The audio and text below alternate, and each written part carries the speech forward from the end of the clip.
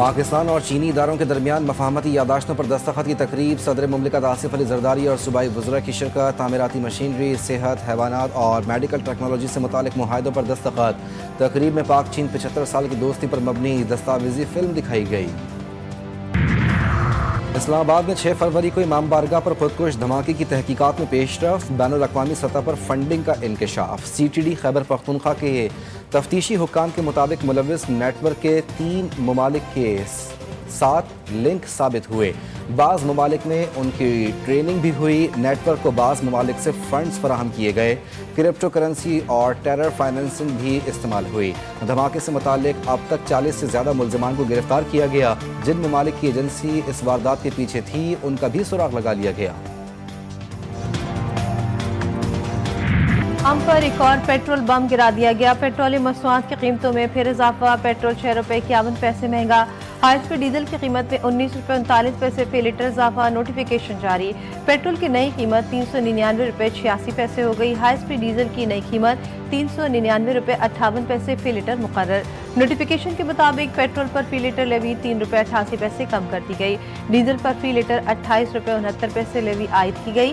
شہریوں نے پیٹرولیم مصنوعات کی قیمتوں میں مزید اضافہ مسترد کر دیا۔ عالمی مارکیٹ میں تیل کی قیمت بڑھتے ہی پاکستان میں فوری عمل کیسے ہو جاتا ہے، شہری پھٹ پڑے۔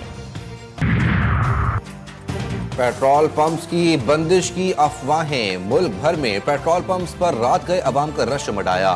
لاہور، کراچی، پشاور، ملتان سمیت مختلف شہروں میں پمپس پر لمبی لمبی قطاریں لگ گئیں۔ پیٹرولیم ڈویژن نے پیٹرول پمپس کی بندش کی خبروں کو بے بنیاد قرار دے دیا۔ بیان میں کہا کہ پیٹرولیم مصنوعات کی فراہمی بلا تعطل جاری رہے گی۔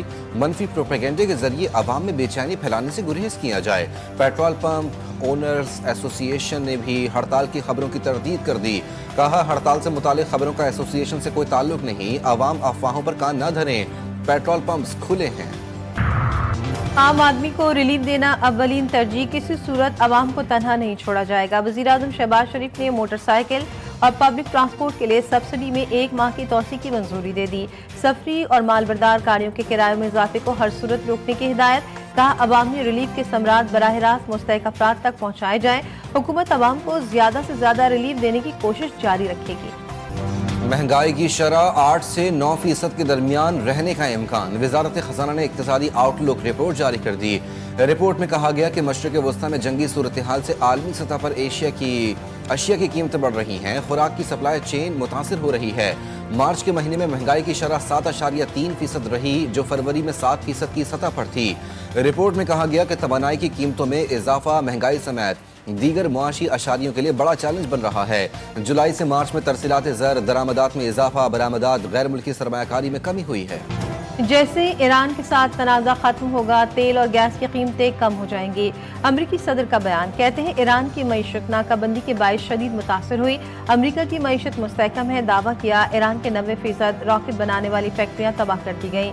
دفاعی صلاحیت کو بڑا نقصان پہنچا ہے۔ ایران کو کبھی جوہری ہتھیار حاصل نہیں کرنے دیں گے۔ اگرچہ فوری جنگ کا ارادہ نہیں، تاہم ضرورت پڑنے پر یہ آپشن موجود ہے۔ پاک بھارت کشیدگی کا ذکر کرتے ہوئے ٹرمپ نے دعویٰ کیا اس جنگ میں 11 طیارے گرائے گئے، بڑی تباہی سے بچاؤ ممکن ہوا۔ خطے پر پھر جنگ کے بادل منڈلانے لگے، امریکہ اور اسرائیل کا مختصر مگر طاقتور حملوں کا منصوبہ۔ امریکی اخبار کا دعویٰ، حملوں میں ایران کے انفراسٹرکچر کو نشانہ بنایا جا سکتا ہے۔ آبنائے ہرمز کے ایک حصے پر قبضہ کرنے کا منصوبہ بھی شامل۔ رپورٹ میں کہا گیا ہے کہ حملوں کا مقصد مذاکرات میں تعطل ختم کرنا یا جنگ کے مکمل خاتمے سے پہلے ایران کو آخری فیصلہ کن ضرب لگانا ہو سکتا ہے۔ امریکی فوجی حکام آج صدر ڈونلڈ ٹرمپ کو بریفنگ دیں گے۔ ٹرمپ نے آبنائے ہرمز کا نیا نقشہ بھی شیئر کر دیا۔ نقشے میں آبنائے ہرمز کو آبنائے ٹرمپ کا نام دیا گیا۔ امریکی صدر پینٹاگون کی گھڑی ہوئی اس اصطلاح کے بجائے خلیج فارس کا درست استعمال کرتے ہیں۔ ہرمز کو کسی اور نام سے پکارنا واقعی ایک سنگین غلطی ہے۔ آبنائے ہرمز کو آبنائے ٹرمپ قرار دینے پر ایرانی وزیر خارجہ کا امریکی صدر کو جواب۔ عباس عراقچی نے ایکس پر ڈونلڈ ٹرمپ کی پرانی ویڈیو بھی ساتھ لگائی، جس میں ٹرمپ نے غلطی سے آبنائے ہرمز کو آبنائے ٹرمپ قرار دیا تھا، پھر کہا تھا بڑی غلطی ہو گئی۔ امریکی ناکابندی ناقابل برداشت قرار، ایرانی صدر کا سخت رد عمل۔ ایکس پر بیان میں صدر مسعود پزشکیان نے لکھا، امریکہ کی جانب سے ایرانی بندرگاہوں کی بحری ناکابندی دراصل فوجی کارروائیوں کا تسلسل ہے جو جنگ بندی کے باوجود جاری رہی ہے۔ ایران نے صبر و تحمل اور مفاہمت کا مظاہرہ کیا، تاہم بحری ناکابندی کے نام پر کیے جانے والے اقدامات در حقیقت ایک خود مختار ملک کے خلاف فوجی کارروائیوں میں توسیع سمجھی جا رہی ہے۔ دنیا نے ایران کے صبر اور مفاہمت کو دیکھا ہے، لیکن یہ جابرانہ رویہ ناقابل برداشت ہے۔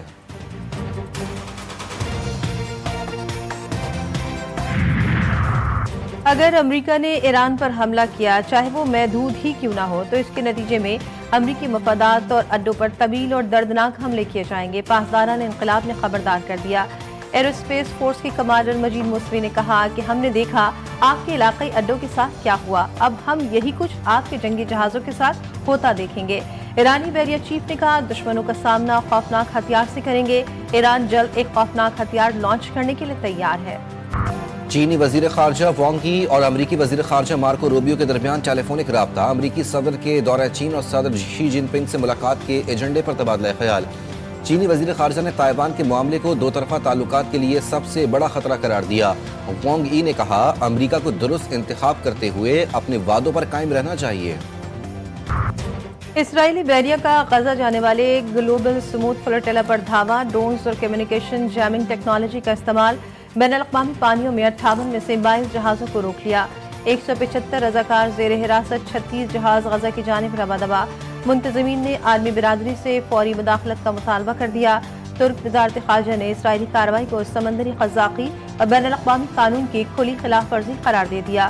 اقوام متحدہ کے نمائندہ فرانسسکا البانیز نے کہا کہ اسرائیلی حملہ نسل پرستی کا اظہار ہے۔ پاکستان سمیت 11 ممالک کے وزرائے خارجہ کی گلوبل سموتھ فلوٹیلا پر اسرائیلی حملوں کی شدید مذمت، مشترکہ اعلامیہ جاری کر دیا گیا۔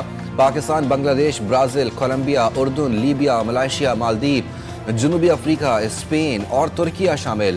اعلامیے میں اسرائیل کی جانب سے جہازوں پر حملے اور انسانی ہمدردی کے کارکنوں کی غیر قانونی حراست کو بین الاقوامی قانون کی کھلی خلاف ورزی قرار دیا گیا۔ وزرائے خارجہ کا شہری کارکنوں کی سلامتی پر گہری تشویش کا اظہار، فوری رہائی کا مطالبہ۔ اعلامیے میں کہا گیا کہ بین الاقوامی قانون کی پاسداری اور شہریوں کے تحفظ کی خلاف ورزیوں کے احتساب کو یقینی بنائیں۔ سو جاتا ہے فٹ پاتھ پہ اخبار بچھا کر، مزدور کبھی نیند کی گولی نہیں کھاتا۔ 1 مئی محنت کشوں کی قربانیوں کا اعتراف، دنیا بھر میں آج مزدوروں کا دن منایا جا رہا ہے۔ پاکستان سمیت دنیا بھر میں عام تعطیل، مہنگائی، بے روزگاری اور کم اجرت کی چکی میں پسا مزدور آج بھی دہاڑی کی تلاش میں، مزدوروں کے دن پر بھی بغیر آرام کام کرنے میں مشغول۔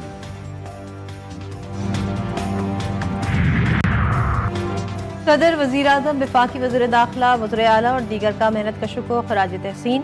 صدر آصف علی زرداری نے کہا مزدوروں کی قربانیاں ہی منصفانہ اجرت، مناسب اوقات اور باوقار حالات کار جیسے تصورات کی بنیاد ہے۔ پاکستان کا آئین استحصال کے خاتمے اور مزدوروں کے حقوق کے تحفظ کی ضمانت دیتا ہے۔ وزیر اعظم کا کہنا تھا کہ مزدور، کسان اور کاریگر معیشت کی ریڑھ کی ہڈی ہیں، ملک کو ترقی کی راہ پر گامزن رکھتے ہیں۔ وفاقی اور صوبائی حکومتیں مزدوروں کے حقوق کے تحفظ کو یقینی بنائیں گی۔ وزیر داخلہ کا بھی محنت کشوں کو سلام، کہا محنت کش کے پسینے سے ہی ترقی کی داستانیں رقم ہوتی ہیں۔ مریم نواز کا محنت کشوں کے لیے مناسب اجرت، محفوظ ماحول، صحت اور تعلیمی سہولیات یقینی بنانے پر زور۔ سمندری ہوائیں معطل، کراچی شدید گرمی کی لپیٹ میں، سورج کے مزاج گرم، درجہ حرارت 38 ڈگری سینٹی گریڈ تک جانے کا امکان۔ محکمہ موسمیات کے مطابق گرمی کی شدت پیر تک جاری رہے گی۔ آج مطلع صاف رہے گا، بارش کا کوئی امکان نہیں۔